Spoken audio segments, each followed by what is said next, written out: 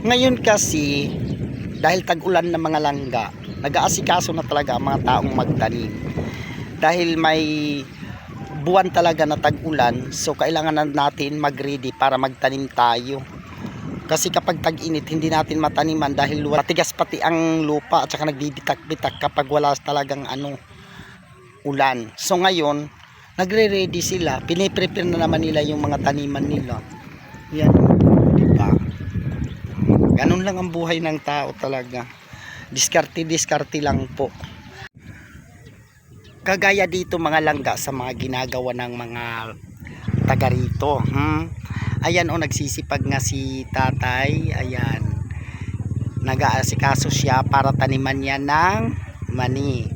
Tapos yung doon naman, ayan mga papayas yan. Yan ang mga papaya na niya mga tanim. Ganun lang. Buhay na. Basta hindi ka lang maarti talaga sa pagkain na kumakain ka ng gulay, no? Hindi naman pang mayaman talaga ang buhay natin Talagang natao talaga tayo ng hirap. So kailangan talaga natin magsikap. Kasi may bukid rin tayo, lumaki tayo ng bukid. So bukid talaga ang the best talaga sa atin.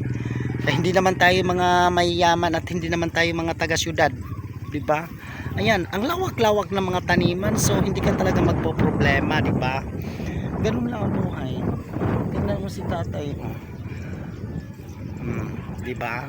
Nag-aasikaso talaga siya. Dito sa tao, may mga saging din diyan.